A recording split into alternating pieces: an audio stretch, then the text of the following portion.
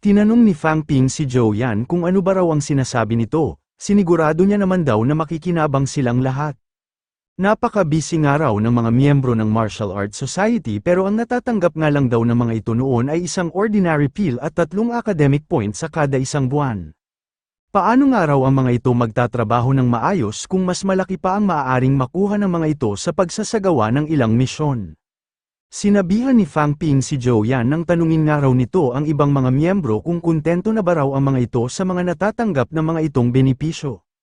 Nagsalita si Zhang Yu at sinabi na kung susundin nga raw nila ang plano ng ating bida ay kakailanganin daw nilang gumastos ng 2.5 bilyon sa kada isang taon. Tinanong niya ang ating bida kung saan naman daw sila kukuha ng ganoong kalaking pera. Pinaliwanag ni Fang Ping na ang una raw nila na maaaring gawin ay ang humingi ng dagdag na pondo mula sa kanilang universidad. Tumataas na nga raw ngayon ang mga bilihin kaya maiintindihan ng mga ito kung hihingi sila ng dagdag na 20 milyon. Kapag nangyari nga raw yun ay mayroon na agad silang 100 milyon. Sa pangalawa ay alam na naman daw nila na halos lahat ngayon ng tao sa kanilang bansa ay nagiging interesado sa martial arts. Pwede nga raw silang magbukas ng 2 martial arts classes na maaaring pamahalaan ng mga rank 2 nilang miyembro. Kapag nakapag-recruit nga raw sila ng 200 estudyante ay maaari na silang kumita ng mahigit sa 100 milyon sa kada taon. Sa pangatlo naman, malapit na nga raw pumasok ang mga freshmen na nag-enroll sa kanilang Magic University. Ang kalahati nga raw sa mga single dorms ng kanilang universidad ay kalimitang napupunta sa mga mahuhusay na estudyante at ang kalahati naman daw nito ay napupunta sa mga estudyante na may kakayahang magbayad ng malaking halaga. Simula nga raw ngayong taon ay dadagdagan na nila ang dorm fees ng mga mayayamang estudyante. Iginiit ni Zhang Yu na kalabisan na raw ang huling panukala na nabanggit ng ating bida. Sinabihan ni Fang Ping si Zhang Yu nang wag daw muna itong magulat dahil hindi pa nga raw siya natatapos sa kanyang mga sasabihin. Binanggit niya na hindi lang daw ang mga freshmen ang magkakaroon ng pagbabago dahil maging ang ilan sa mga tamad nilang seniors ay maaapektuhan din. Dati naman daw ang mga itong mahuhusay na estudyante pero masyado nga raw ang mga itong naging komportable nang dahil sa pagbibigay nila ng libreng pagkain at matutulugan. Ilang taon na nga raw ang mga ito sa kanilang universidad pero hanggang ngayon ay mga rank 1 o rank 2 pa rin ang ilan sa mga ito. 100 kwarto na nga lang daw ang libre para sa lahat ng mga seniors at sa 200 kwarto ay maniningil na nga raw sila ng tig 500,000 sa kada taon. Kung ayaw nga raw ng mga itong magbayad o makipaglaban para makakuha ng kwarto ay maaari naman daw ang mga itong tumira sa mga shared dorms ng kanilang universidad. Sinabi ni Fang Ping na kapag naparentahan na nga raw nila ang lahat ng mga kwarto ay magkakaroon na nga raw sila ng dagdag na 100 milyon. Sinabi ni Zhang Yu na kapag pinagsama-sama nga raw nila ang lahat ng mga nabanggit ng ating bida ay mayroon pa lang silang 1.4 bilyon, malaki pa nga rin daw ang kulang sa kakailanganin nilang pondo. Tumugon si Fang Ping nang madali lang daw itong gawa ng paraan, maaari nga raw silang magsagawa ng mga malakihang martial arts tournaments. Marami na nga raw ang nagsasagawa ngayon ng mga pampublikong kompetisyon pero wala nga raw sa mga ito ang gumagawa ng tamang proseso. Simula nga raw ngayong taon ay ang kanila ng Magic University ang mag-oorganisa ng mga ganoong kompetisyon. Sinabi ni Fang Ping na nakalagay nga raw sa hawak niyang notebook ang mga record ng mga ginastos ng Martial Arts Society sa mga nagdaang taon. Karamihan nga raw sa nagastos ng kanilang samahan ay napupunta sa mga exhibition match na isinasagawa sa ibang universidad. Para sa kanya nga raw ay isa itong malaking kalokohan, hindi niya nga raw maintindihan kung bakit gumagastos sa mga ito nang wala man lang napapala. Sinabi ni Fang Ping na maghahanap nga raw sila ng mga maaayos na sponsors para sa mga kompetisyon na kanilang isasagawa. Kikita nga raw sila mula sa mga sponsorship deals, advertisement fees, broadcast licensing fees at admission fees. Ang kompetisyon nga raw na isasagawa nila ay para sa buo nilang bansa, tiyak nga raw na sasali ang mga malalakas na martial artist ng kanilang bansa para patunayan ang taglay ng mga itong lakas. Sinabi ng ating bida na alam niya raw na marami sa mga ito ay nahihiyang magsuot ng mga uniforme na nagmula sa mga sponsors, naiintindihan niya naman daw na may kanya-kanya silang pride. Malamang nga raw ay pakiramdam ng mga ito ay magmumukha silang payaso habang nakikipaglaban na nakasuot ng mga ganoong damit. Pero isipin na nga lang daw ng mga ito, kapag naging Grandmaster na raw sila na kayang lumipad ng mataas at kayang magpagalaw ng kalangitan at kalupaan, Sino pa nga raw ang mangangahas na itrato sila bilang isang payaso? Sinabi ni Fang Ping na marami pa raw siyang alam na paraan para kumita ng pera. Nasa mga ito na nga lang daw nakadepende kung gagawin ba ng mga ito ang kanyang mga nabanggit na pamamaraan. Kapag nasunod nga raw ng maayos ang kanyang mga plano ay madali na lang daw silang kikita ng daan-daang milyon. Humanga ang mga miyembro ng Martial Arts Society sa mga pamamaraan na binanggit ng bago nilang presidente. Sinabi ni Fu Changding na isang araw talagang business mastermind ang ating bida. Natuwa ang karamihan sa mga miyembro dahil mas malaki ng araw ngayon ang benepisyo na kanilang matatanggap. Makakakuha ng araw sila ngayon ng 20 academic points sa kada isang buwan at 720,000 araw ang total na halaga nito sa buong taon. Tinanong ni Fang Ping ang kanilang mga miyembro kung may reklamo ba raw ang mga ito sa kanyang mga bagong panukala. Sinabi ni Zhou Yan na sa palagay niya raw ay masyadong napakalaki ng 500 academic points na matatanggap ng ating bida. Tumugon si Fang Ping nang natural lang daw na malaki ang kanyang makuha dahil 2 posisyon nga raw ang kanyang hawak, mas marami rin daw siyang kailangang gawin kumpara sa iba. Binanggit din niya na hindi na nga raw kailangang gumawa ng misyon ni Zhou Yan dahil sa internship nito, pero kahit nga raw ganoon ay makakatanggap pa rin ito ng 50 academic points mula sa kanilang samahan. Nangatwiran si Zhou Yan nang hindi niya nga raw ito kailangan. Natuwa naman si Fang Ping dahil makakatipid nga raw sila ng 50 academic points. Tinanong niya rin ang iba pang mga miyembro kung may gusto pa ba raw umayaw sa matatanggap ng mga itong benepisyo. Naisip ni Qin Fengqing na parang nasisiraan na nga raw ng ulo si Zhou Yan, tinanggihan nga raw nito ang 50 academic points na nagkakahalaga ng 1.5 milyon nang halos wala naman itong kailangang gawin. Sinabi ni Fang Ping na marami na nga raw silang napag-usapan pero ang main issue nga raw ng kanilang pagpupulong ay ang kailangan nilang makapagpalakas. Simula nga raw ngayon ay magsasagawa na sila ng taunang assessment sa mga low-ranked martial artist nilang miyembro. Hindi na nga raw ito tulad ng dati na magiging miyembro ang mga ito ng Martial Arts Society hanggang sa makapagtapos ang mga ito. Bibigyan pa niya nga raw ng 1 taon ang mga miyembro nila na Advanced o Peak Rank 2. Kapag hindi nga raw ang mga ito nakapag-breakthrough sa pagiging Rank 3 martial artist sa loob ng 1 taon ay hindi na nga raw ang mga ito magiging miyembro ng kanilang samahan. Sinabi ni Fang Ping na wala man daw shortcut sa pagpapalakas, pero bibigyan niya nga raw ang mga ito ng ilang training tips. Maaari nga raw ang mga itong magpunta sa ibang mga eskwelahan o sa ibang mga lugar para maghamon ng sparring at nang mahasa ang kakayahan ng mga ito sa loob ng laban. Sinabihan ni Zhang Yu ang ating bida nang magugulo nga raw ang kinaugalian at tradisyon ng martial arts community kapag ginawa ng kanilang mga miyembro ang sinasabi nito. Tinanong ni Fang Ping si Zhang Yu kung komportable na ba raw ito na manatili sa ganoong sitwasyon. Kung siya nga raw ang tatanungin nito ay mas gusto niya na baguhin na nila ang mga dating kinaugalian ng mga martial artist, malamang nga raw ay magiging masaya pa ang mga nakakataas sa kanila kapag sumubok sila ng bago. Mangangatwiran pa sana si Zhang Yu pero hindi na siya binigyan ng pagkakataon ng ating bida na makapagsalita. Sinabi ni Fang Ping na nabanggit na nga raw niya ang lahat ng mga gusto niyang sabihin at ang mga kailangan nilang gawin. Tapos na nga raw ang kanilang pagpupulong kaya maaari na ang mga itong umalis maliban lamang sa ilang miyembro na kanyang tatawagin. Sinabi ng isang papalabas na lalaki na lumaki nga raw ang benepisyo na kanilang matatanggap sa kanilang samahan pero mas humirap naman daw ang pamumuhay nila bilang miyembro nito. Tumugon ng isang miyembro ng ayos na rin daw ito, noon nga raw ay tila walang buhay ang kanilang martial arts society, ngayon nga raw ay nagkaroon na sila ng passion para patuloy na makapagpalakas. Sinabihan ni Fang Ping sina Qin Fengqing at Zai Lei nang kuhanin nga raw ng mga ito ang mga hawak niyang notebook dahil may ipapagawa nga raw siya sa mga ito. Sinabi ni Qin Fengqing na hindi niya raw susundin ang ipinapagawa ng ating bida. Sinabihan ni Fang Ping si Qin Fengqing nang kung ayaw nga raw nitong sumunod ay mas mabuti na umalis na lang ito sa kanilang martial arts society, hindi nga raw nila kailangan ng mga tamad na miyembro. Tinanong naman ni Zai Lei ang ating bida kung ano raw ang gusto nitong ipagawa sa kanila. Sumagot si Fang Ping nang kailangan nga raw ng mga itong tawagan ang mga pangalan na nakalagay doon para maging kanilang sponsors. Kailangan rin daw ng mga itong puntahan ang mga martial artist na nagtapos sa kanilang universidad para hingan ng suporta. Hihingan nga raw nila ng minimum na 50 million donation ang mga grandmaster, at 10 million naman daw mula sa mga mid-ranked martial artist. Sa mga low-ranked martial artist naman daw ay maaari silang humingi ng 3 hanggang 5 milyon depende sa kalagayan ng mga ito. Sinabi rin ng ating bida na magpunta raw ang dalawa sa mga kumpanya na konektado sa kanilang unibersidad para humingi rin ng suporta.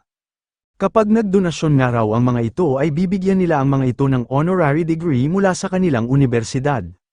Sinabi ni Fang Ping na nakasalalay nga raw dito ang kinabukasan ng Magic University.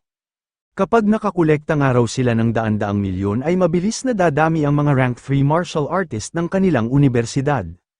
Tinanong ni Chin Feng Ching kung ano naman daw ang makukuha nila sa ipinapagawa sa kanila ng ating bida. Tumugon si Fang Ping nang sa pagdami nga raw ng pera na makokolekta ng mga ito ay sa paglaki rin ng mga makukuha ng mga itong benepisyo. Huwag nga raw ang mga itong babalik doon kapag hindi ang mga ito nakalikom ng 1 bilyon. Sinabihan ni Fang Ping ang lahat ng mga department heads na kailangan daw ng mga itong maipaliwanag ang pagbabago ng alokasyon ng mga dorm rooms sa oras ng freshman orientation. Padalhan nga raw ng mga ito ng litrato ng mga shared at single room ang mga magiging bago nilang estudyante. Sa shared rooms ay kunan daw ng mga ito ang pinakapangit na kwarto na mahahanap sa kanilang unibersidad, at sa single rooms naman daw ay maaari ng mga itong kunan ang kani-kanilang mga kwarto. Napaisip ang mga miyembro ng Martial Arts Society kung gagana ba raw kaya ang plano ng ating bida. Sinabihan ni Fang Ping ang kanyang mga kaibigan nang tawagin rin daw ng mga ito ang ilang mga miyembro ng kanilang Ping Yuan Society. Kailangan nga raw nila ng mga coaches para sa bubuksan nilang bagong stadium, at kailangan rin daw nilang makapaghanda para sa isasagawa nilang national competition ng mga rank 1 martial artist. Sumandal si Fang Ping sa kanyang kinauupuan matapos niyang bigyan ng utos ang ilang miyembro ng kanilang samahan. Bumuntong hininga siya at sinabi na sa totoo nga lang daw ay nakakapagod daw pala ang pagiging presidente ng Martial Arts Society. Naisip ng lahat ng mga naiwang miyembro na bakit nga raw mapapagod ang ating bida gayong halos wala pa naman daw itong ginagawa. Naisip ni Fu Changding na napakalakas nga raw ng loob ng ating bida na sabihin na pagod na ito sa harapan nilang lahat. Pagkaupo nga raw nito ay binigyan agad nito ng buwanang sweldo na 15 milyon ang sarili nito, mukhang hindi nga raw ito natatakot na maparusahan ng kanilang unibersidad. Agad na isinagawa ng Martial Arts Society ang pagbabago sa Magic University. Inasahan na nila na makakatanggap sila ng backlash mula sa internet, pero hindi sila nagpaapekto dahil alam nila na walang kaalaman ang kanilang mga haters kung gaano kalaki gumastos ng pera ang pamilya ng mga martial artist. Nakita ng isang mag-asawa ang masamang kondisyon ng mga shared rooms ng Magic University. Nagpasya sila na ikuha na agad ng isang single room ang kanilang anak lalo na't 200 lang ang bilang nito. Hindi na nila alintana ang taas ng presyo nito dahil makakaya naman daw nilang magbayad ng malaki. Mabilis na kumalat ang balita sa mga mayayamang pamilya at agad na napuno ang 200 kwarto bago pa man matapos ang isang buong araw. Naisip ni Fang Ping na sa kada pagpapataas niya nga raw ng 1 hertz ng kanyang mental strength ay nangangailangan siyang gumastos ng 100,000 wealth value. Pagkatapos niya nga raw gumastos ng 7 milyon para madagdagan ng 70 hertz ang kanyang mental strength ay bigla na nga lang daw nawala ang plus sign na nasa kanyang system. Ngayon nga raw na isa na siyang intermediate rank 4 ay mukhang nakasagad na ang kanyang physique, vitality at mental strength. Noong matapos ang cultivation ng ating bida ay may bigla itong naramdaman. Nagulat siya dahil bigla na lang nawasak ang kinatatayuan niyang sahig. Napaisip si Fang Ping kung ano nga raw ang nangyayari, mukhang hindi pa nga raw nakaka-adjust ang kanyang katawan sa pagdagdag ng kanyang lakas. Nagtataka din siya kung bakit nakakaramdam nga raw siya ng pagkahilo gayong kakaangat lang ng kanyang mental strength. Kailangan niya nga raw makabalik agad sa kanyang kwarto kung sakali mang mawalan siya ng malay. Nagkaroon ng butas ang lahat ng mga daan na naapakan ng ating bida. Sinabi ng isang lalaki na napakarami nga raw ng butas na nagawa ng kanilang presidente, dinagdagan pa naman daw nila ang multa sa pagsira ng mga public facilities sa kanilang unibersidad. Binanggit ng babae na halos nasa 1 milyon na nga raw ang halaga ng multa na kailangang bayaran ng kanilang presidente. Mukhang madaragdagan pa nga raw ito ng malaki habang patuloy itong lumalakad. Sa araw ding yun ay dumating na ang mga freshman students na nag-enroll sa Magic University. Bago pumasok sa loob ng unibersidad ay nagpaalam muna ang ilan sa mga bagong estudyante sa mga kamag-anak na naghatid sa kanila. Nakiusap ang ilang mga magulang sa nagbabantay na si Zhao Lei at Fu Changding kung maaari ba raw silang pumasok para magtingin sa loob. Gusto lang daw nilang tingnan ng mabilis kung ano ang itsura ng mga kwarto at kinakainan ng kanilang mga anak. Sinabi ni Zhao Lei na hindi nga raw sila nagpapapasok ng kahit na sinong magulang, kapag naroon nga raw ang mga ito sa sakop ng kanilang universidad ay kailangan ng mga itong sundin ang kanilang batas. Kung ayaw na nga raw ng mga ito sa Magic University ay maaari naman daw ng mga itong pauwiin ang kani-kanilang mga anak. Agad na nagsialis ang mga nakikiusap na magulang nang dahil sa takot nila sa malakas na aura na ipinapalabas ni Zhao Lei at Fu Changding. Sinabi ni Fang Ping na kada taon nga raw ay mukhang mas marami ang malalakas kumpara sa sinundan ng mga itong batch. Tama nga lang daw na mas higpitan pa nila ang kanilang mga criteria sa pagtanggap ng mga bagong estudyante. Kailangan nga raw nila ang mga itong maturuan ng tama. Binanggit ni Fang Ping na ang kanilang araw mga teaching advisors at martial arts society ay halos nakapokus lang noon sa mga mahuhusay na estudyante. Simula nga raw ngayong taon ay kailangan na nilang gawin ng tama ang kanilang parte. Dadaan nga raw agad sa mahihirap na training ang kanilang mga freshmen pagkapasok pa lang ng mga ito. Gusto man daw nilang tulungan ang mga mahuhusay na estudyante na magamit ang taglay ng mga itong potensyal, pero mas kailangan nga raw nilang mag-focus sa lahat ng mga estudyante. Sa ganoong paraan nga raw ay mas magiging malakas ang kanilang universidad. Inutusan ni Fang Ping ang mga miyembro ng kanilang samahan nang sabihan daw ng mga ito ang mga freshmen na kailangan agad ng mga itong matapos ang enrollment procedure sa loob ng 2 oras. Pagkatapos nga raw ng 2 oras ay gusto niya ang mga itong tipunin sa harapan ng kanilang administration building. Tinanong ni Liang Fenghua ang ating bida kung hindi na ba raw nito bibigyan ng oras na makapagpahinga ang kanilang mga bagong estudyante, mukhang mahihirapan nga raw ng sobra ang batch ng mga ito. Tumugon si Fang Ping nang ginagawa niya lang daw ang kanyang trabaho para matulungan niyang lumakas ang kanilang Magic University. Sinabi ni Ye Qing na matutulungan na nga raw ng ating bida ang kanilang universidad kapag binayaran nito ang mga nasira nitong tiles. Tiningnan ni Fang Ping ang listahan ng halaga na kailangan niyang bayaran. Nagulat siya noong makita niya na nagkakahalaga na ito ng 1,2 milyon. Nagtataka siya kung bakit napakalaki ng araw agad nito gayong ilang daang tiles pa lang naman daw ang kanyang nasisira. Sinabi ni Ye Qing na maraming araw sa kanilang mayayamang estudyante ang walang pakialam sa mga masisira ng mga itong bagay o kagamitan. Ito nga raw ang dahilan kung bakit dinagdagan nila ang singil sa bawat masisira sa kanilang universidad. Nangatwiran si Fang Ping nang mahirap lang naman daw siya at hindi nga raw siya kabilang sa mga mayayamang estudyante. Tumugon si Ye Qing nang ito nga raw ang kanilang presidente kaya kailangan itong maging magandang ehemplo. Kapag hindi nga raw ito nagbayad ay tutularan din ito ng iba nilang mga estudyante. Pumayag na si Fang Ping na bayaran ang lahat ng kanyang mga nasira. 10 milyon pa nga raw ang utang sa kanya ni Qin Fengqing at ito na raw ang magbabayad ng kanyang multa. Sinabi ni Ye Qing na hindi nga raw responsable ang kanilang disciplinary department sa paniningil ng utang ng iba. May 500 academic points pa naman daw ang ating bida na makukolekta ngayong buwan. Doon na nga lang daw nila babawasin ang mga babayaran nitong multa. Naisip ni Fang Ping na bakit nga raw napakakulit ni Ye Qing, kapag bumawas nga raw ito sa kanyang matatanggap na academic points ay mababawasan din ang madadagdag sa wealth value ng kanyang system. Pumayag na rin ang ating bida na magbayad ng 1,2 milyon, pero sinabihan niya si Ye Qing na dapat nga raw higpitan ng disciplinary department ang pagbabantay ng mga ito. Marami nga raw ngayong nagsasanay ng mga teknik sa kung saan-saang bahagi ng kanilang universidad, dapat nga raw ng mga itong bantayan kung may masisira ang mga itong kagamitan.